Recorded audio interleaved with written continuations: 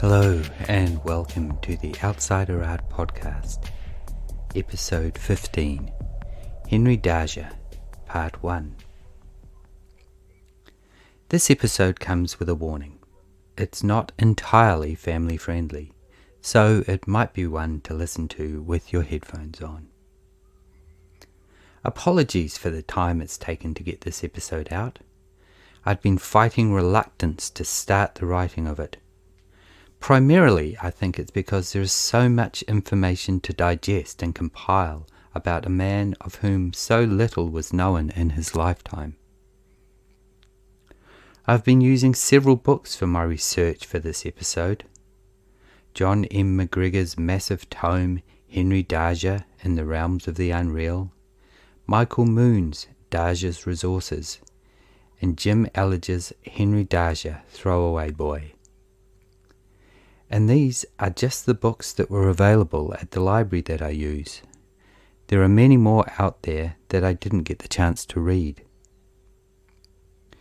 Each of these books draws on a wealth of research and historical documentation, including Darger's own autobiography titled The History of My Life, in which the somewhat unreliable narrator lays out his life in a work that is several thousand pages long, but only includes about 200 pages of actual autobiographical information.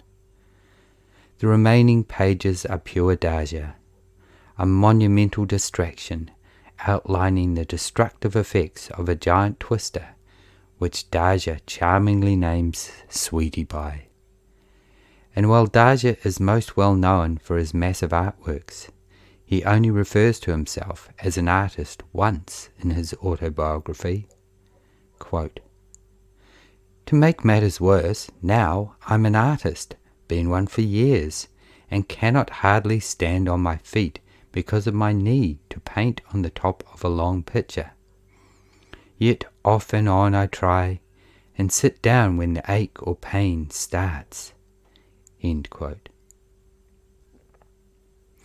Darger is a complex character, seemingly innocuous to those around him, but with a hidden fantasy life that dwelled in other worlds and intertwined his lived experience and this fantasy in ways that are both fascinating and gratuitously gruesome.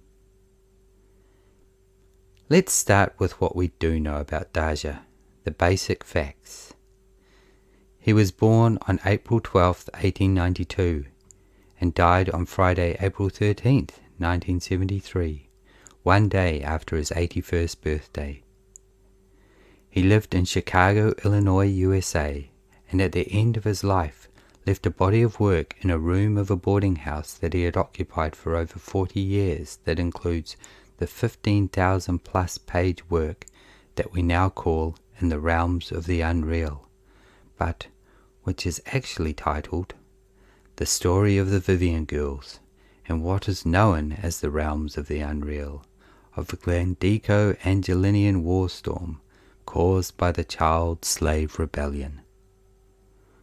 Also included in the treasure trove discovered in this room by his landlord Nathan Lerner just prior to Darger's death were two other extremely long manuscripts, Crazy House, Further Adventures in Chicago, and the previously mentioned The History of My Life, as well as this massive Dargerian corpus, which included diaries and multiple journals documenting things such as the weather and the progress he was making on paintings.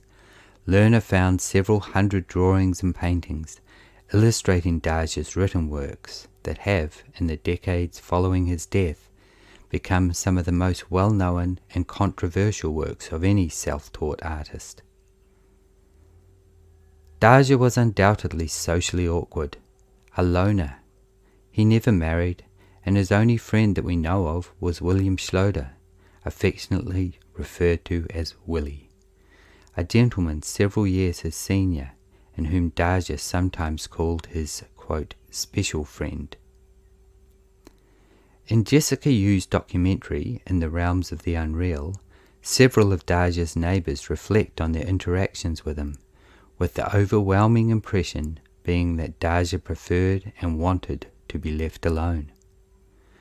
His final diary entry, made on January 1st, 1971, a couple of years before his death at St. Augustine's Home for the Aged, the same institution at which his father died in 1908, reads, quote, "Never had a good Christmas all my life, nor a good New Year, and now I am very bitter, but fortunately not revengeful, though I feel should be how I am." End quote. In his external life, Darger was a pitiable figure. Reclusive, impoverished, orphaned at 16, often regarded as crazy, suffering almost constant pain in his later years, and working menial jobs his entire life. However, in the internal world of his writings, he was both a hero and anti-hero, creator of magical, violent worlds, and a fiercely determined protector of children. And it is entirely possible that without the fortuitous circumstance that Darger's landlords Nathan and Kyoko Lerner recognized the accumulation of genius stacked high in his room as they cleared it after his departure to St. Augustine's, his life's work may have been consigned to a dumpster, and Henry Darger would not even be a footnote in history. For Darger himself was ready to consign himself to the dustbin. His reaction to being told that his work had been found is recounted in MacGregor's book by David Bergland, who had been assisting the learners with clearing Henry's room. Quote, "It was like I had punched him in the stomach, taken the wind out of him, and he said, 'It's too late now.' He didn't want to talk about it." When David asked him what he wanted done with the work, Darger simply said that it should be thrown out. Quote, "Throw it all away." End quote. MacGregor asks an interesting question in his book. Quote, "It was Nathan Lerner who made this initial decision that Darger's pictorial creation was of astounding importance as art. It was because of this conviction that Nathan saved the writings, the pictures, most of Henry's possessions, and even the room itself. But was this what Henry would have wanted?" End quote. The work is undeniably personal and demonstrably private. During his lifetime, excepting for the final few months during which his room was being cleared, perhaps the only person who had any real intimate knowledge of Henry's secret life as an author and artist was his close friend Willie. He wrote as if for an audience, but it was an audience of one, himself, and yet his work reflects both the culture and history of America back at itself, at times in uncomfortable and disturbing ways. So perhaps we haven't truly honoured Darger's wish to throw it all away, but I'd like to imagine that Henry may be secretly pleased that his life's work is being pored over as a valuable artifact. Henry's upbringing and young life, recounted many decades later in his autobiography and gathered from sparse official records, was one of poverty and loss. Several incidents and events seem to have had significant and ongoing repercussions for Henry, and framed his worldview in ways that are reflected in his life and work. One of the most significant events in terms of his writing and art is the death of his mother Rosa and the adopting out of his newly born sister when Henry was 4 years old. Henry never again saw his sister, nor knew her name. She effectively disappeared. His obsession with being a protector of children, and of little girls especially, can be traced back to this earth-shattering event in his youth. Henry was brought up in impoverished conditions by his father, Henry Sr., who was in his 50s and already in ill health when Henry was born. It appears that they had a relatively good relationship, despite the shared tragedy of losing a wife and mother, as well as a daughter and sister. His father taught Henry to read at a young age, something that would have been unusual at the time, and he was well above his age group level by the time he entered school. However, due to his father being a solo parent and having to work to keep a roof over their heads, he was absent much of the time, and Henry spent a lot of his youth on the streets of the West Madison Street district in Chicago. In his thoroughly researched book Henry Darger, Throwaway Boy, Jim Elledge paints a telling picture of the environment that Henry would have grown up in. Quote, taking its name from its chief thoroughfare, it was one of Chicago's most notorious vice zones, and known throughout the Windy City as a poverty-stricken amusement park of sensualities, excesses, and debaucheries of all types. It was also the home of many poverty-stricken families. Alcoholism, drug addiction, gambling, missing parents, usually the father, and illnesses such as tuberculosis ravaged its families. Homeless men and boys crowded its streets and milled around purposelessly. Prostitutes of both sexes displayed themselves on street corners and along the thoroughfares day and night, and affluent men and women from other neighborhoods slummed there nightly in search of thrills of every variety. No family in the district, including the Dargers, would be immune to what were then called social pathologies.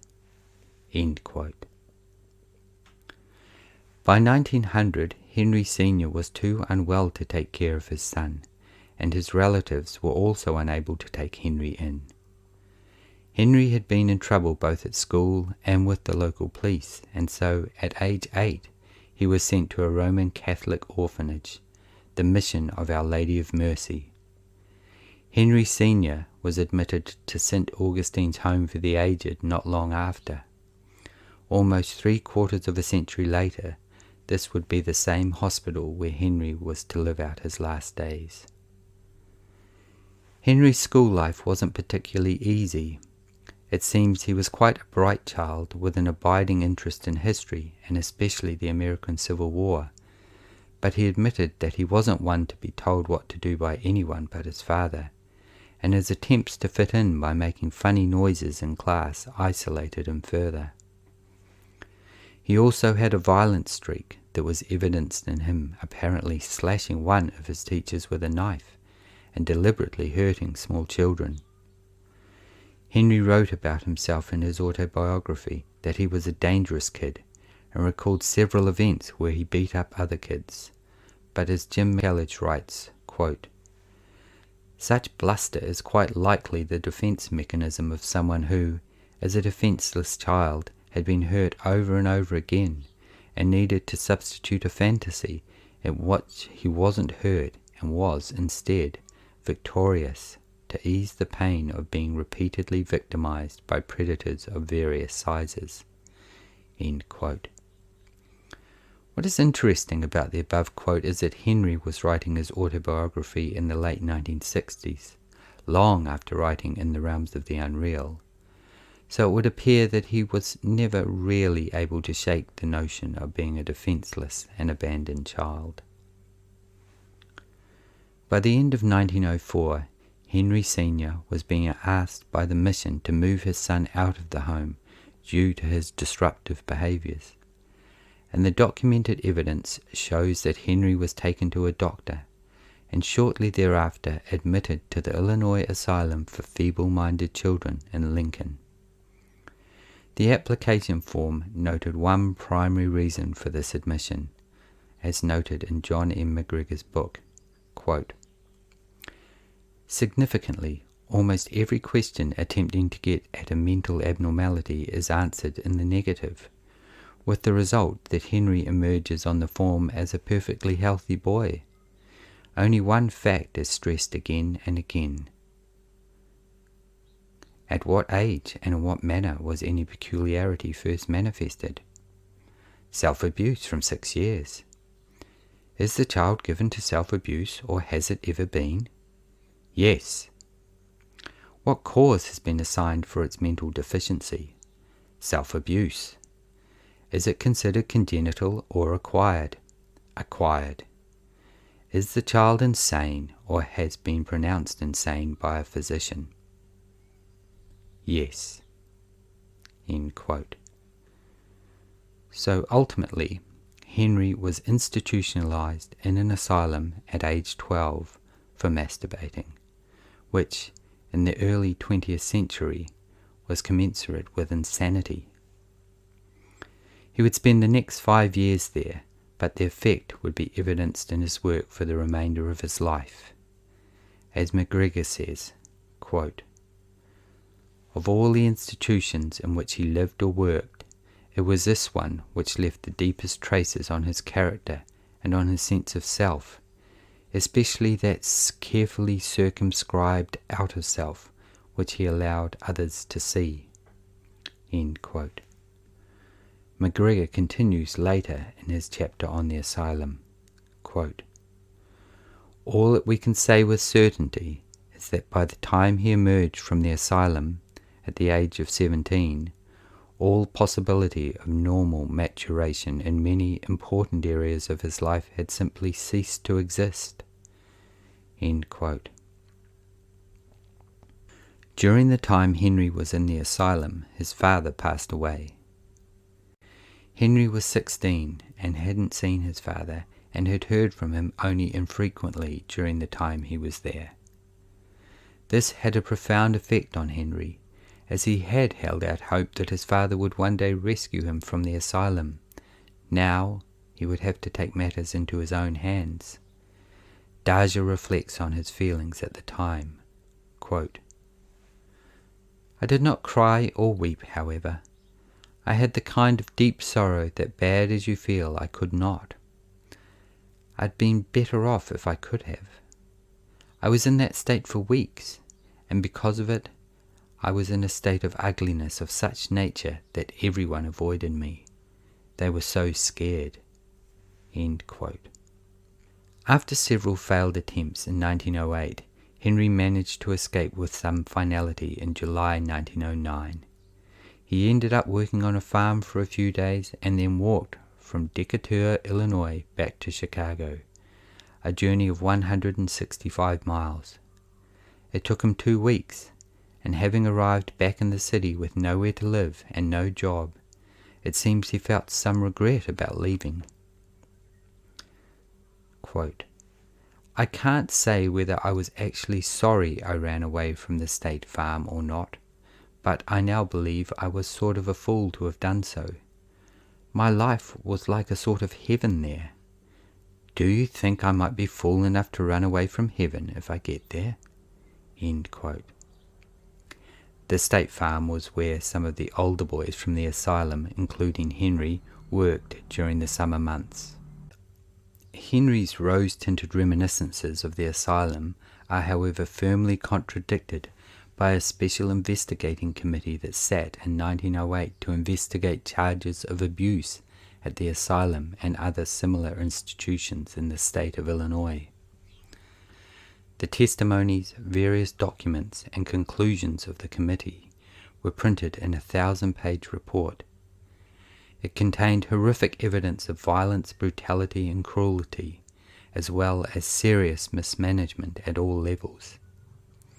It noted that one of the most popular means of controlling disruptive patients was by choking them, which is of particular relevance, as choking and strangulation is one of the evil Glandelinians' most frequently used means of torturing and killing children in the realms of the unreal, and occurs in both the text and the accompanying illustrations. In fact, there is an early rough pencil drawing that shows Darger trying to work out the drafting of such an image, and his drawings of hands gripping the necks of children with bulging eyes and tongues hanging out occur again and again. And I think we'll finish off at this point, but rather than leave you hanging with images of Glandelinian murder, I'm going to do a short reading of a light-hearted passage from In the Realms of the Unreal, to give you a taste of Darger's writing style, which is quite entertaining and readable, even with his authorial quirks. The passage is included unedited in MacGregor's book, and is directly from Darger's manuscript, with its curious and sometimes incorrect use of language. It is quite possible that Darger never got the chance to properly edit or perhaps even reread much of his work, given the enormous size of his canon. The section is titled, A Wonderful Occurrence.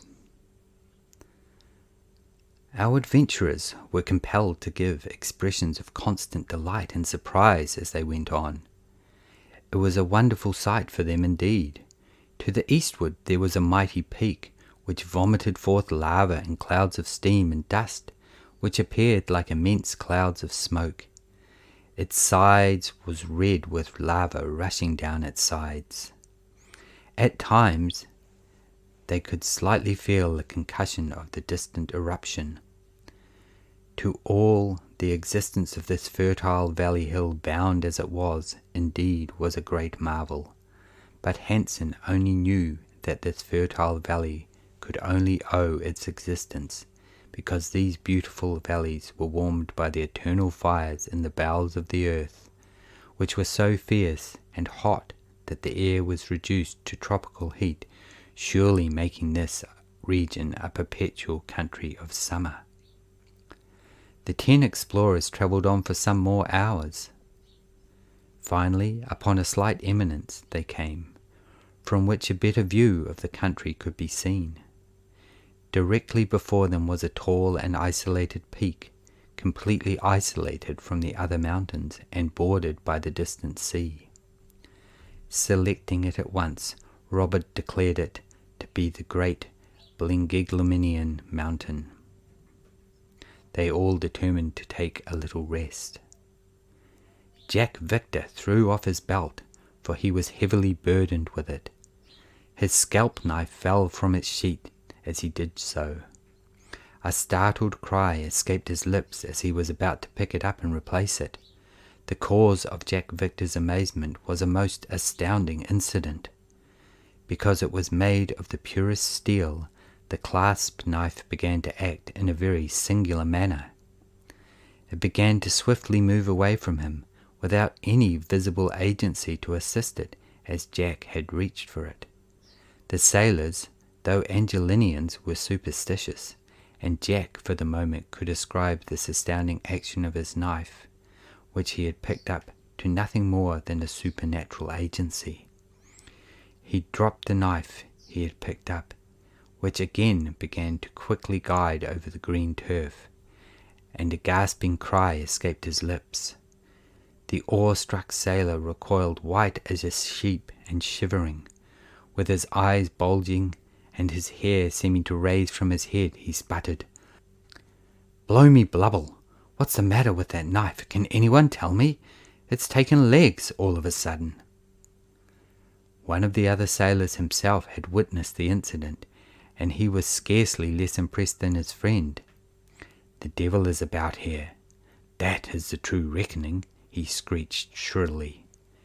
The rest of the men, and even the young lady and Violet and her sisters, did not show any fear. Both the sailors who were scared looked at each other and quickly retreated a respectable distance from the travelling knife. Their fear was indeed comical. Understanding the meaning of the phenomena, and also while he was impressed with the marvel, Robert was nevertheless intensely amused at the terror shown by the seamen. "Ha, ha, ha," he laughed. "Indeed you are brave men. There is nothing supernatural about it. Why, it can't even hurt you." Robert went along and picked up the knife as he spoke, and handed it to Evans. Jack Victor and his companions at this recovered themselves and were half ashamed. Jack Victor pulling at his hair and stammering, "Only when I have to face fiends I'm something of a coward. From a 50-gun war frigate or battleship I stand up to a broadside, but from a genuine demon I'd turn tail and run." "About this you may be sure there is nothing supernatural," declared Evans with a laugh. "No, sir," said Jack Victor respectively. "But If I may make free to ask, why does that knife hoist sail and walk off by itself?" "Easy enough," replied Hansen himself. "We are now within the vocus of the Glandelinian mountains. You cannot have forgotten the wonderful story of the magnetic bodies of the Glandelinian serpents who live in certain caves there." The look of fear on their faces vanished. "We are on the right track," said Hansen. "Somewhere in that mountain where the caverns are, there are those magnet Glandelinian creatures that make this knife travel by itself." "Of course, no doubt," said Robert Vivian. "Every cave in the mountain is overwhelmingly full of Glandelinian creatures. Place the knife on the ground as proof of this." Jat Victor obeyed, and almost at once the knife began to quickly creep away over the green sward, and always in a direct line toward the mountain peak before them. The wonder and amazement of them all cannot be expressed by words. The progress of the knife they were all quite satisfied to watch. "Say, Governor," declared Victor, "suppose we let this knife take its course and follow. Perhaps it will lead us to the caves of magnet Glandelinian creatures themselves." Hansen decided that this would be done, and so the knife was allowed to go on itself. End quote. Next time, we'll join Henry as he embarks on both his undeniably mundane work life and his fantastical other life in the realms of the unreal. It's coming up to the first birthday of the Outsider Art podcast, so recently I just did a re-listen to the episodes I've completed so far, which you can do quite quickly if you've only done 15 of them. I realised that I'm not pumping out episodes quite as fast as I initially anticipated. I was hoping for a fortnightly turnaround, but with each new artist I have to dive into completely new territory every time, so it's a bit of a slow process. And for each new artist there are writers and researchers and dedicated supporters who bring a wealth of detail and depth and fact and opinion to the table, which has allowed me to see these artists and their work with fresh eyes and give me a deeper sense of understanding. So I'd like to thank all of the people who have provided the source materials for this podcast. Your work breathes more colour and life into the extraordinary art and artists that I've covered so far. And of course, I'd like to thank you, the listener, for sticking with me. The podcast has a relatively small audience, especially when I compare it to the audiences of some of the podcasts that I listen to, but you've got to start somewhere, and I appreciate you tuning your ears to the dull monotone of my Kiwi accent. I've only made a tiny dent in the huge list of artists that I want to cover in this podcast, so there's plenty more to come, and I'm hoping that with time will come improvement in my research, writing and delivery. I'm also hoping to do some interview episodes over the next year, which will be interesting as I've never interviewed anyone in my life, but I have had a lifetime of conversations, and I find the best interviews feel more like a chat than a formal Q&A. Anyway, join me next time for more Henry Darger, and thanks so much for listening.